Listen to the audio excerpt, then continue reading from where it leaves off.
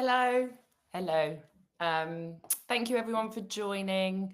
We've had a few technical issues with LinkedIn, but hopefully um, we'll be having some people joining via Riverside and YouTube. So hello to anyone that has joined.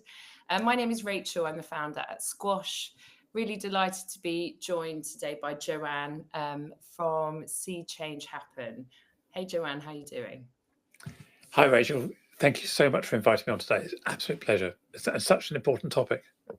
Yes, definitely. We're going to have a bit of a chat today to introduce to you the program that we've been working on for the last few months. We are looking at the experiences of gender diverse people in the workplace and really looking at the reality of that. So some quick introductions. My name is Rachel, and as I said, I'm the founder at Squash. At Squash, we use drama to spotlight lived experiences in the workplace in order to start conversations on topics that are sometimes hard to talk about. We find that using drama works as quite an objective way to start conversations. We're not pointing fingers, we're just saying, this is happening. This is happening in workplaces across the world. What do you think about it? What can we do to drive change around it? And for the last few months, it's been such a pleasure working with Joanne on a new series of workshops that looks at the reality of the workplace for people that are gender diverse. So bringing to life these real world experiences using drama in order to start conversations. And one thing that Joanne and I were saying last week was, we started this conversation a few months ago, and the landscape has changed so much in that time that these conversations are really more important than ever right now. Joanne, do you mind just giving us a bit of an introduction to your work and to See Change Happen? Yeah, thank you, Rachel. So my name is Joanne Lockwood. My pronouns are she, her, and I'm an inclusive culture expert. I provide inclusion, belonging advice to organisations throughout the UK and further afield. And in addition to that, also advice and support on transgender, non-binary inclusion in the workplace. So, which is why we're here today to talk about that. So that's kind of what I do.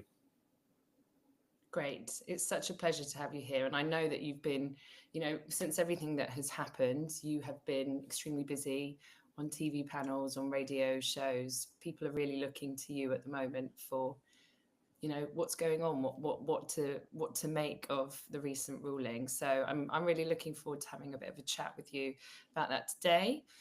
Just realised I'm still sharing my screen, so I'm going to stop that now. So we sort of touched on, the timing, the moment that we're in right now, the really unique moment that we're in right now, obviously with the recent Supreme Court ruling. Would you mind sharing how you're kind of personally navigating the changes? Yeah, I mean, as you say, the Supreme Court ruling on the 16th of April, so 2 weeks ago today, the decision, the finding of the Supreme Court was that for the purposes of the Equality Act 2010, that only biological people, sexes, count, and under the sex discrimination, under the sex protection, sex characteristic. So therefore, people who are not assigned female at birth, biologically female, are not covered by the sex discrimination. Likewise, those who have assigned male at birth are not uh, protected under male characteristic under sex. So that judgment was supposed to bring clarity, supposed to bring potential conflicts within the Equality Act, Gender Recognition Act, and simplify it, as I say, to bring clarity. What has resulted from that really is that we're now in a situation where you can have people who are biologically male but are legally female. So I am personally two sexes at once, depending on the situation. And there are many other people who are biologically female who are now legally male. Again, two sexes at once. So the onus is now on the workplace, on the establishment, to now navigate this. The Supreme Court ruling is clear. You now must ensure same-sex, single-sex spaces remain sex segregated. And if you allow trans people to access those spaces, you're no longer making them sex segregated. They no longer become single sex. So that's the clarity that the Supreme Court has given. But now it means that you, as a cinema, as a bowling alley, at a workplace, a cafe, a pub, whatever it is, you now need to provide credible, proper facilities for biological people, and also for people whose legal identity doesn't match their biology. And that's going to create a lot of challenges in the workplace to have credible, and I mean credible, not othering, not chucking us into a disabled toilet, not putting us 3 miles down the corridor, proper, functional, unisex or gender neutral facilities that work for all, not just for one biological sex. Yeah.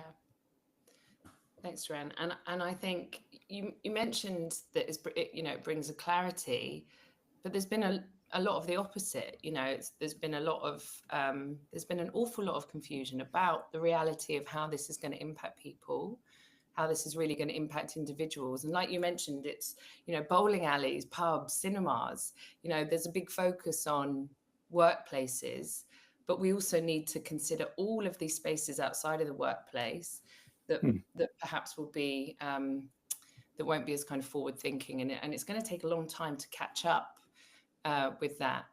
I was looking at the EHRC guidance that they released, I think, Friday evening.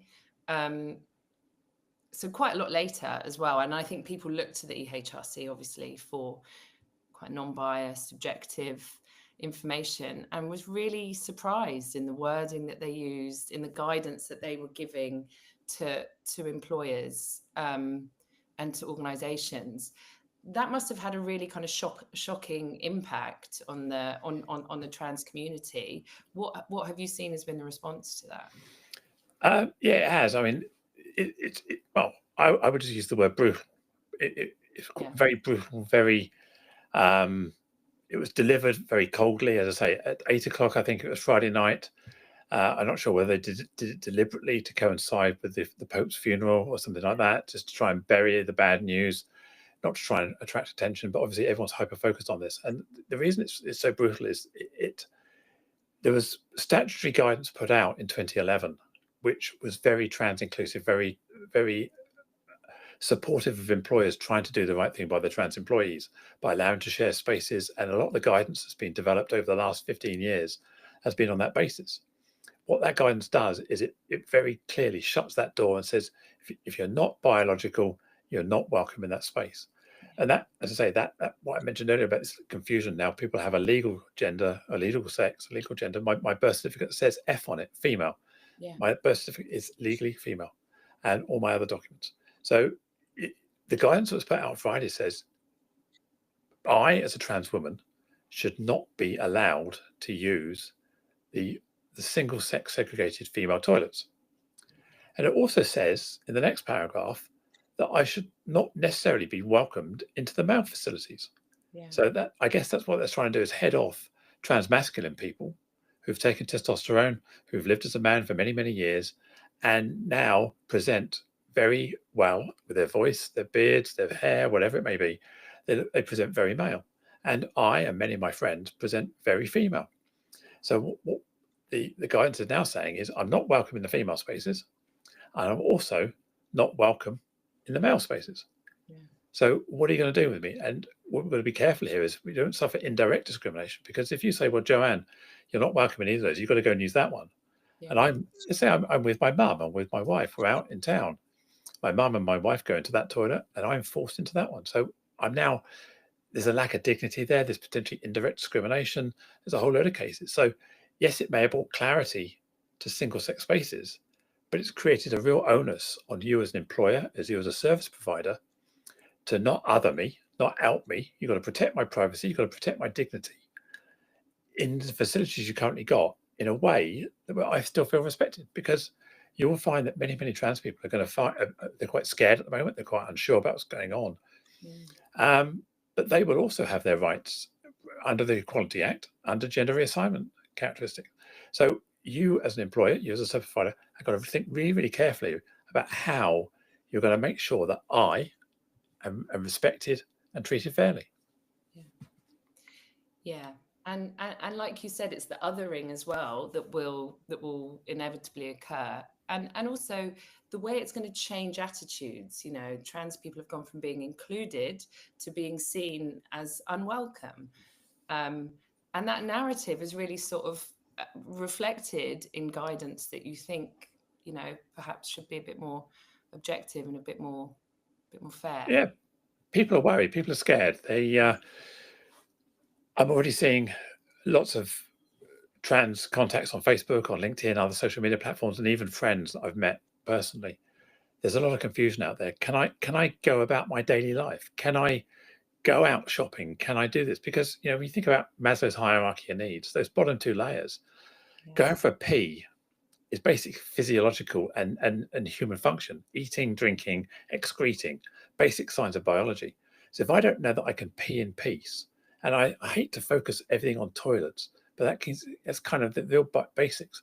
If I can't do that in peace, with dignity, with respect, how can I function in society, in the Yeah. workplace? That's what people are scared of. Yeah. And again, I put it back to the providers and the employers. How are you going to make sure that I know that I'm going to be respected in the workplace? And we're also seeing on many social media platforms, TV, media, whatever, the weaponization of this judgment, almost the Mm. glee of celebration. And the judge was very clear: this is not a victory. This is not a cause for this. This is just a narrow decision on the interpretation of sex within the Equality Act. But people are being joyous and gleeful and almost using it as an opportunity to weaponize hate against me and others, against our protected characteristic of gender reassignment, and saying, I'm no longer worthy in society. Well, actually, yes, I am. I and my fellow trans people, siblings in the world, are still as equally as valid in the world as you or anybody else. And to treat us without dignity, without respect, is not in the spirit of the Equality Act or the judgment. So I think it's time to de-weaponize, get rid of all this negative rhetoric, and put your focus into providing really great opportunities for everybody to be included. Yeah, absolutely agree. And think, I think you shared this in a blog post last week, that we're really at a crossroads of how we continue now. We can buy into that kind of rhetoric of the hate and the division, or we can really, stop that in its tracks now and start proactively putting actions in place to create those inclusive spaces, Yeah, especially important in the workplace. yeah. Sorry. But we already knew, because we planned this live stream way before this was even on the radar. We already know that many workplaces, and I would say predominantly in the SME world, but also there's some large corporates that don't get it right at the moment for trans people. The policies aren't inclusive, they're not respectful, there's still some othering, there's still a lot of misgendering, there's still a lot of disrespect in the workplace. The prevalence of protected beliefs has created a lot more confusion for employers. So the environment was already hostile, and what this has done is double down on that hostility. So as I said, by toning down the rhetoric, by toning down this weaponization of beliefs, what we need to do is create a society where we all of us feel that sense of belonging. We can all function, and we're not trying to compete with our protected characteristics. We're not trying to create a hierarchy of needs here. We're saying that how can we make it work for everybody in a safe, respectful way? Yeah, absolutely. And like you said, we've been planning this series of workshops because to sort of spotlight the reality of that lived experience in the workplace. Because from my experience, there is almost a lack of openness to talk about it. People are scared to get it wrong. They're scared to make mistakes. They're scared to offend people. And they're scared of, their reputation being harmed or being cancelled or whatever. So rather than kind of stumbling into these conversations and making mistakes, people tend to avoid the conversations altogether. So we're not really, unless people are taking the time to sort of educate themselves in their own time, people aren't really developing that awareness and that understanding of gender diversity in the workplace. And in the absence of that understanding, obviously the stereotypes and the assumptions jump into place, and the awful headlines we saw a couple of weeks ago following the ruling. So it's so important that we're having these conversations and that we are, Mm. learning about our colleagues, learning about gender diversity, and what it actually means, and seeing the kind of the humans rather than the labels. Yeah, I noticed Michelle has put something in the chat here about the word proportionality, and the way this ruling has the impact. This ruling is it is now considered proportionate to protect a single-sex space from people who do not come under that protected characteristic. So the bar used to be a lot higher for proportionality and legitimacy. That bar has been pegged firmly at, if it's a single-sex space, there's no deviation, there's no mitigation to that. It either is or it isn't. If it's not single-sex space, it's unisex. If it's unisex, then cisgender men who don't identify as trans are able to access that space as well. So that's the proportionality bar that's been set now, pegged at that level. So we cannot hide behind proportionality. It's been pegged. Thank you. Thanks, Michelle, as well. I missed those comments in the chat. I think it's so important that we're having these conversations so that we can learn more. And obviously that's what we set out to do with the series of workshops, to understand other people's perspectives, which we often miss, often unheard perspectives, and to start these quite honest conversations, to be honest about what we don't know, to learn from other people's experiences. And with the series of workshops that we're looking to put together, it's all based on lived experiences. So it is spotlighting that reality. The series is made up of 5 different workshops, and 5 different scenarios, and it looks at different experiences of someone who is non-binary being overlooked for leadership positions. It looks at the experience of someone transitioning in the workplace, and at the same time looking at the experience of the partner of the person that is transitioning, because it's really important to look at this in a multi-dimensional way. People aren't just, we're not looking at this in a black and white way. It's that complicated layers of identities that we need to really start to understand. And the objective of the program is really to enable people to understand these topics better, but also to build confidence in handling these challenges. As we were saying, people are often a bit wary of having these conversations. So it's really like developing that muscle of having DEI conversations, like honest conversations about inclusion in the workplace. It's also to help people recognize often unconscious behaviors. And that's one of the reasons that we use drama, is to help people to make that unconscious more conscious, but also to create safe and supportive workplaces in which everyone, trans, non-binary, in which all colleagues can thrive, and they're not worrying about the barriers of where they might go to the bathroom, or these real basic needs, they're being met, and we can support them in order to thrive. So Joanne, in your experiences, are organizations having, or how much, are organizations having these conversations? I think many organizations are. And I work with a lot of organizations, various sectors, from large corporates through to blue light, public service, housing associations. And there's a lot of recognition out there, because trans people are in every walk of life. And we're seeing a more emerging sort of like Gen Z employee base, which are also more gender diverse or more open to these conversations. So I think we cannot walk away from being trans inclusive in organizations, either as an employer or as a provider of a service to somebody else. So we have to recognize that people are going to judge us on how we do it.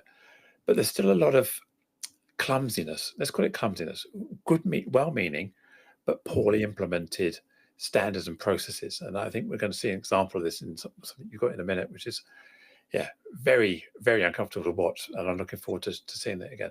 But I often say to employers, if you've got a policy on the shelf, only bookshelf, this PDF policy of transition at work guidelines or trans inclusion respect, or whatever it may be, that policy has to be test driven.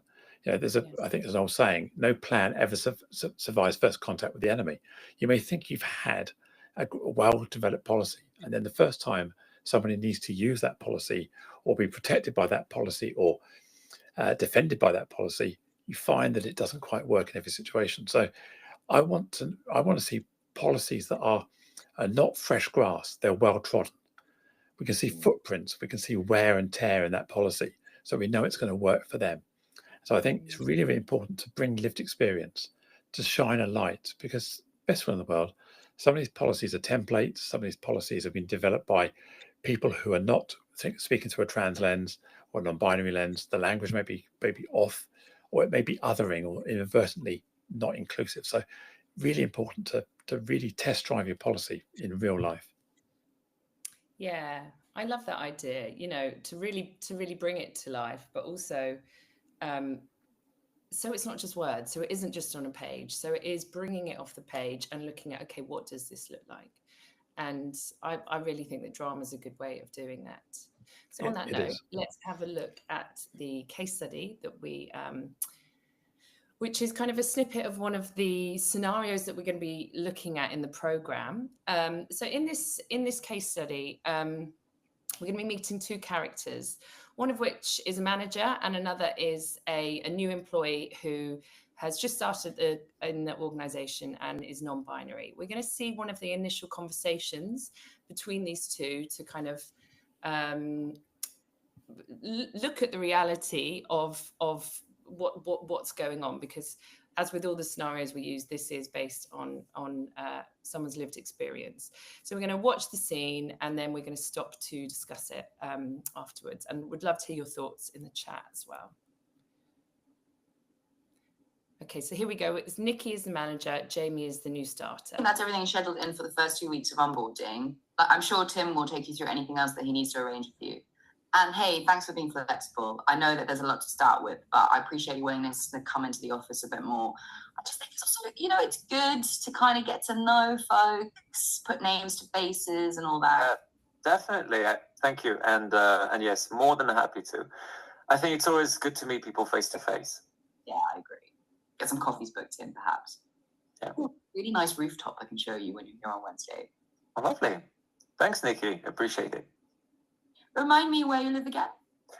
I live near Camden, so it's like 30-minute walk from the office. Nice being able to walk in. Do you live with friends or? I live with my partner and our dog. So that reminds me of one other thing. I was going to signpost this to you. We have lots of diversity and inclusion here. And we have a brilliant employee group for LGBTQI,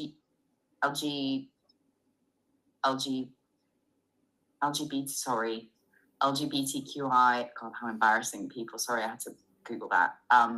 Okay. It's awful that I had to Google that. I should have known that. Sorry. No need to apologize. I just also I just assumed you were. Yeah.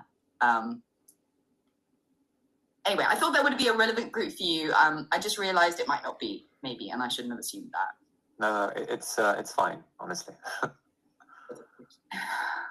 Well, we definitely want you to feel comfortable, in bringing your full self to work. So there's no need to hide anything. We want everyone to feel like they belong.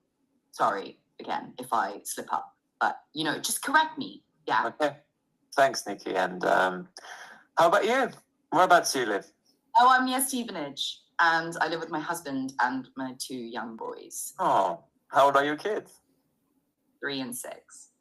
Speaking of LGBT, my 6-year-old is definitely going that way. He loves wearing girls' clothes, always putting my makeup on, wants to grow his hair long. Bless him. Right. Sweet. Are you he, him, she, her? They, them. Oh, okay. Okay, great. Sorry, Nikki, I've got a hard stop.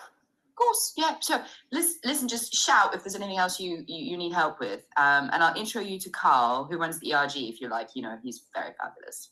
Oh, that's great. Thanks. And are you going to send the budget draft ahead of the meeting with Kira? Good point. I'll do that. Cool. And was there a timeline I should familiarize myself with beforehand? Oh, yeah. Good idea. I'll send that over now. All right, Jamie. Thanks. Thanks, Nikki.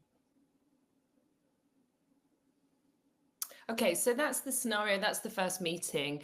In the full-length case study, what we would do is meet those characters individually. So chat with Nikki to understand her intent, chat with Jamie to understand the impact, because that's a really important part of this, is that intent versus impact. People may have good intentions, as I think Nikki may have done, but the reality of Jamie's experience is very different there.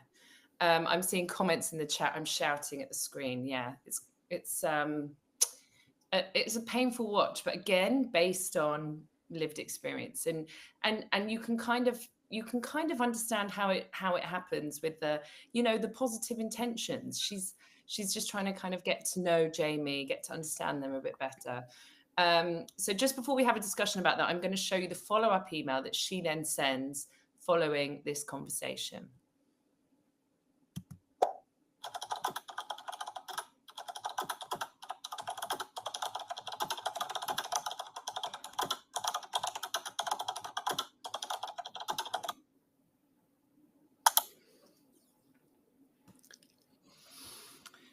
So, Joanne, would love to hear your thoughts, your initial reactions to what we've just seen. Yeah, I mean, I was stunned when I saw it the first time, but I think the reason I was stunned mostly is because it's so real to life. And when I'm working with organizations all the time, I say, if you don't know how to have that conversation properly, now is the point to start thinking about it rather than having to have it at the point where you make a mistake. There's Hanlon's razor, that philosophical razors. Hanlon's razor is I'm going to paraphrase it, don't attribute to malice what can be attributed to lack of understanding. It's not actually what it says, but lack of understanding, lack of education. So Nikki wasn't trying to be malicious. Nikki wasn't trying to be deliberately awful, but the impact was it was cringy, and no doubt Jamie was suffering big time there, trying to keep composure. So really, really important that you start thinking about these conversations. And if you don't know, don't dig a big hole and then climb in it and keep digging. And I think it's important that we create space for people to learn. We think about the 4 tenets of psychological safety. The second one is actually learner safety. People need to be able to make mistakes. We need to be able to call in rather than call out all the time, pushing. So we can't allow people to feel that they're being on the back foot. So we have to educate and give people space. We can tell the difference between malicious actions and best intent. So we can work with people with best intent to help them through this time, to give people like Jamie and other people in the workplace a far better experience. So I talked about that well-trodden grass. This is why the sessions that we're going to run are really, really impactful, because people can start having them and speaking about them and talking about them and learning in safe environments. Definitely, and making those mistakes when it doesn't matter, when no one is impacted. Thanks, Joanne. And I think the what we saw there, disclosing Jamie's pronouns, disclosing Jamie's gender identity to the team, is putting Jamie at risk there.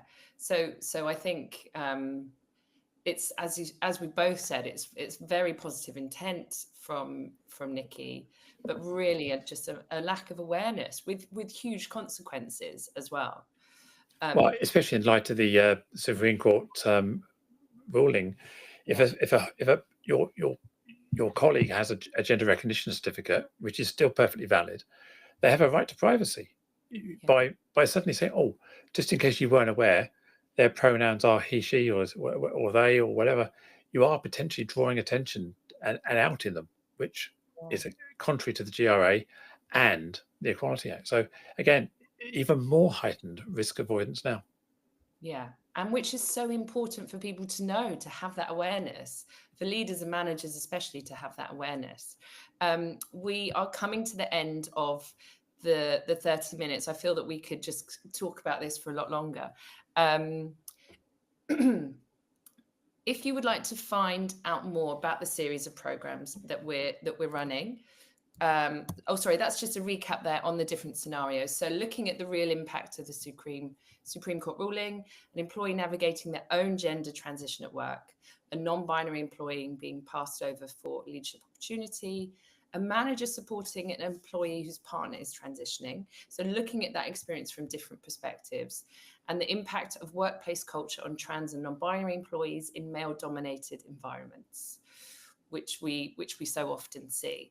So if you would like to find out more about this partnership and the series of workshops we're doing, they can be delivered as one-off events or the series of 4 or 5 workshops. You can choose the topics that are most relevant for your organization or the most kind of crucial learning points there. So there's 2 QR codes, and I'll pop the links in the chat as well. But you can either book in a call to talk about how we can help, or find out more, and that will take you through to the Squash website, where you'll be able to find out more. But we would love to chat to you about how we can help bring these conversations, these important conversations, to life in your organization. So thank you so much, Joanne, for joining. It's been really a pleasure to talk with you and learn from you. So thanks for joining today. Thank you, Rachel. It's been an absolute pleasure. I've really enjoyed the opportunity to hopefully create some education, as well as just more than just a sales pitch. There's some real good stuff here that people need to get into, because it is complex. It's complex for me being in this world, but it's even more complex. The language, the terminology, getting it right, getting it wrong. I know it's a minefield. Yeah, it is. So it's really great to understand it a bit better. Thank you so much. Thanks to everyone who joined as well. Bye-bye. Bye.